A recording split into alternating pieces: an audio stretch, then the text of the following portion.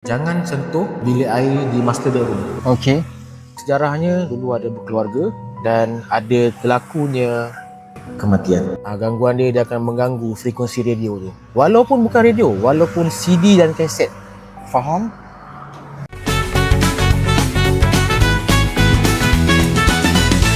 Podcast ini ditaja khas oleh Warung Stesen Kelate. Rasai kenikmatan nasi kerabu, nasi belau, nasi dagang dan mi celup original dari Kelantan yang dibawa khas ke Penang. Warung Stesen Kelate, pasti ori. So hi guys, welcome to podcast seram. Kita sedikit podcast yang bergenre seram. Itu kita berkongsi perniagaan di Warung Stesen Kelate. So first kali kita nak ucapkan ribuan terima kasih lah kepada Warung Stesen Kelate kerana menyediakan lokasi podcast yang sangat cantik. Sangat cantik. Dan kita di sini disajikan untuk episod keempat kali ini, kita disajikan dengan nasi kerabu lemak bakar nombor 1 di Pulau Pinang. So guys, kalau korang nak rasa nasi kerabu lemak bakar, korang boleh singgahlah di Warung Stesen Kelate. Jadi tanpa melengahkan masa, tanpa cerita panjang, berbasa-basi, kita nak ceritakan mengenai cerita seram lah dekat sesi podcast seram Warung Stesen Kelate.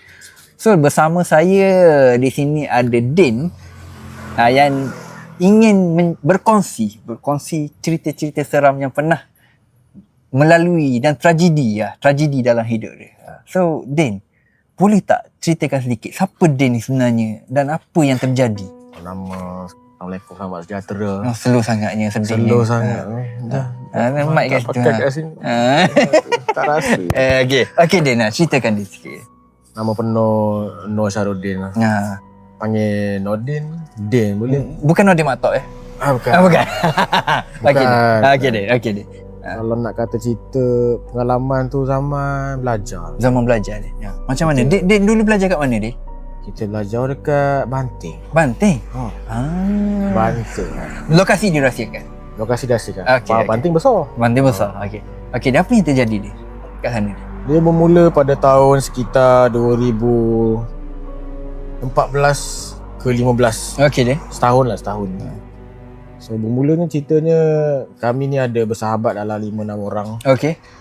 Kita orang berpakat untuk mencari rumah sewa berlainan yang tak menduduki ramai orang kat situ lah. Senang kata dulu kita duduk ramai-ramai. Okey.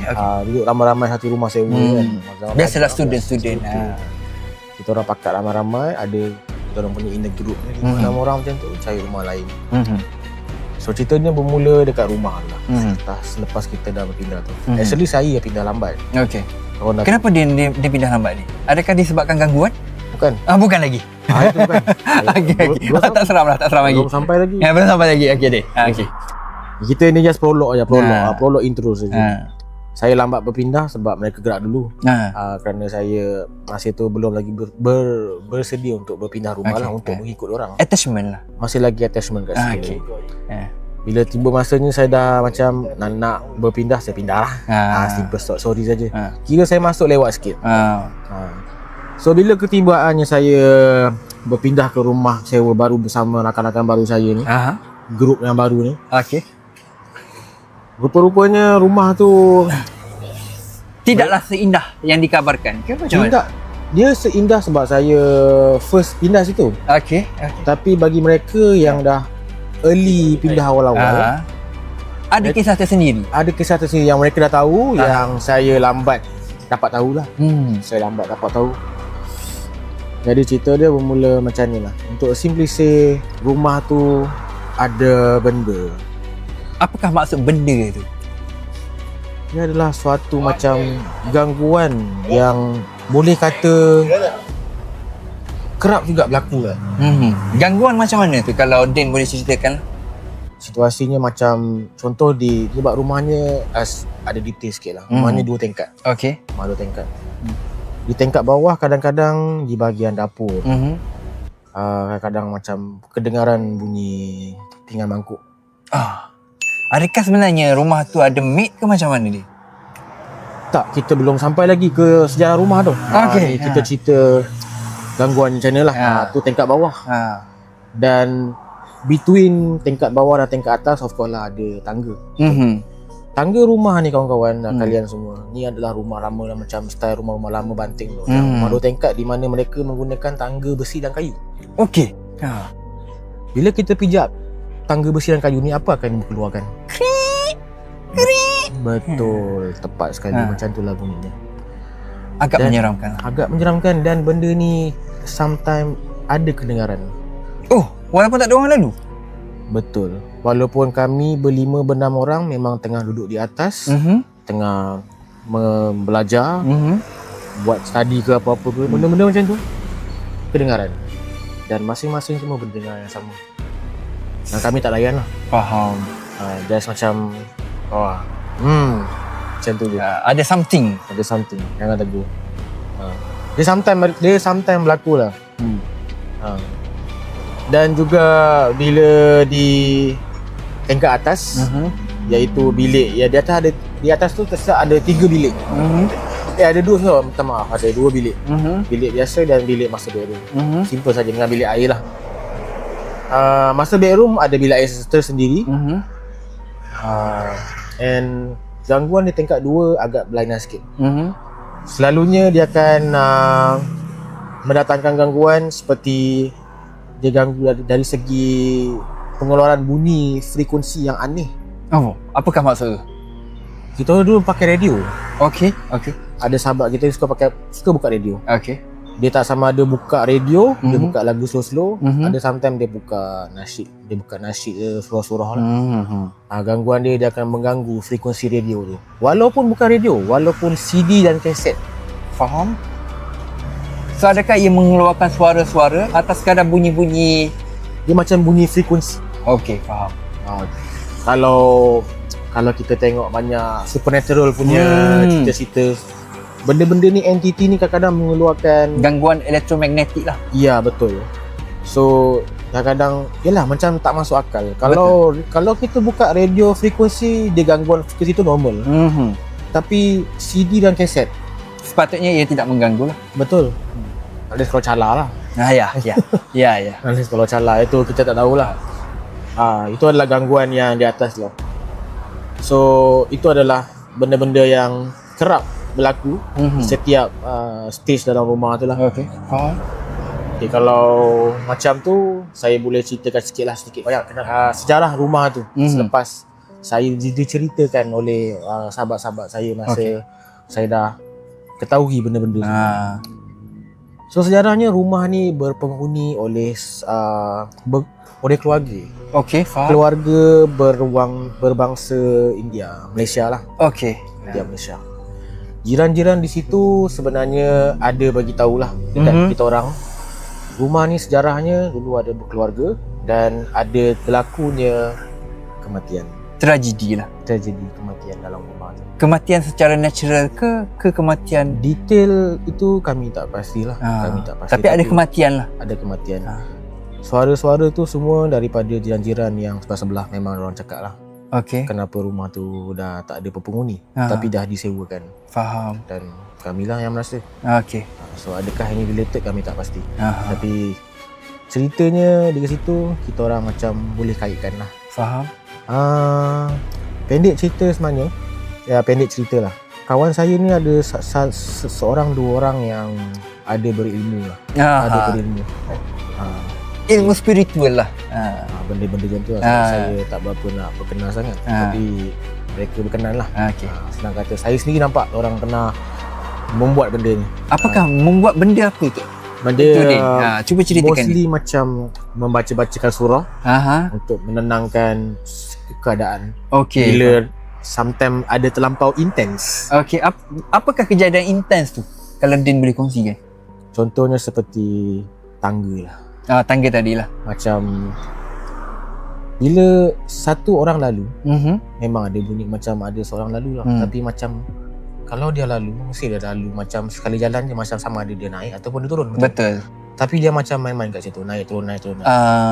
Bunyi je tak stop. Agak menyeramkan lah. Faham. Especially berlaku tengah malam. Of course. Memang selalu waktu malam saja. Selalu waktu malam saja. Tapi tak hari-hari lah. Ada time-time dia. Dia penat? Kami tak cakap. Okey. Saya tanya. Dan bila yalah seperti macam tu dah jadi terlampau intensity kat situ.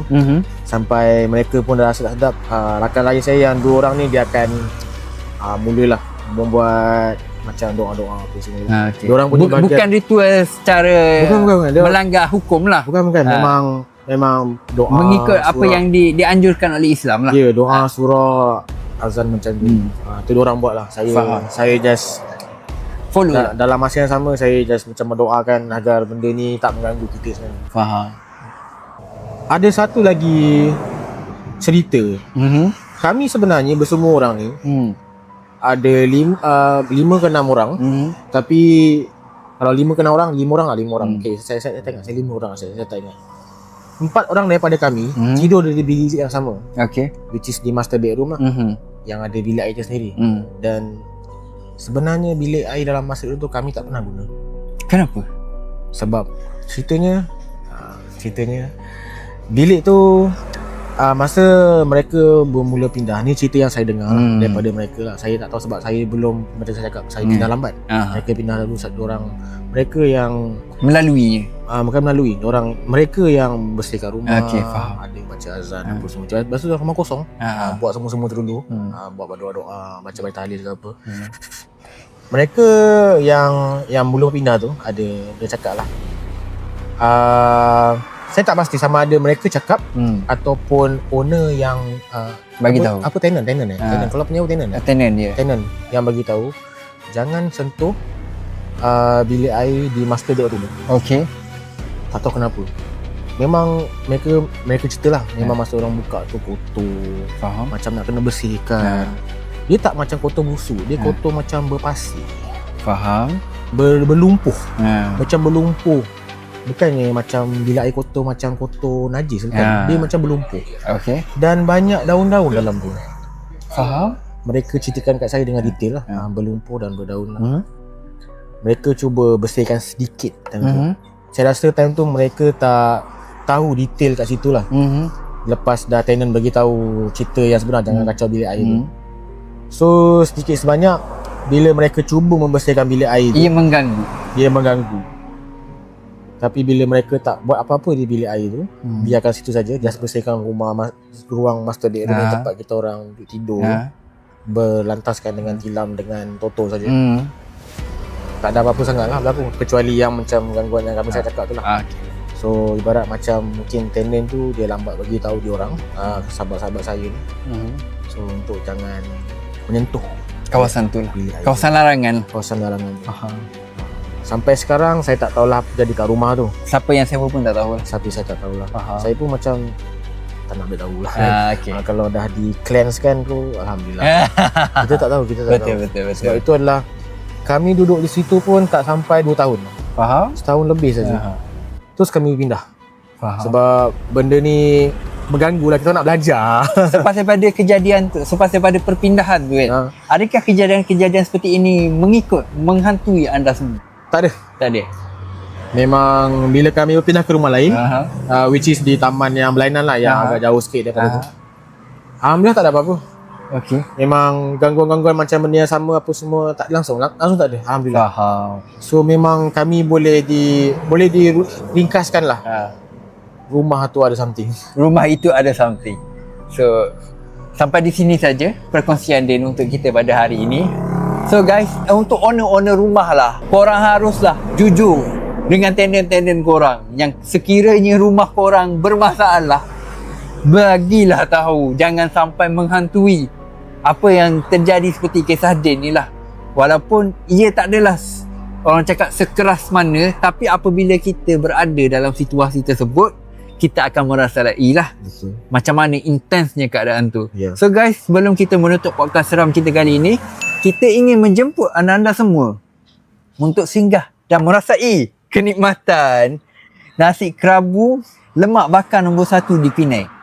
Jadi selain daripada itu juga, kita juga nak minta rakan-rakan yang menonton video ini untuk tag member-member yang ada kisah seram, tak tak kisahlah dia influencer ke, dia orang biasa ke, marhain ke, untuk berkongsi cerita di meja podcast Warung Stesen Kelantan. So guys, dengan ini kita menutup episod keempat Podcast Seram Warung Stesen Kelantan. Kita jumpa lagi. Jangan lupa like and share, subscribe dan follow Warung Stesen Kelantan serta komen siapa yang korang nak kita jemput lagi sebagai guest dalam episod akan datang. Gerak lu Papa Roger.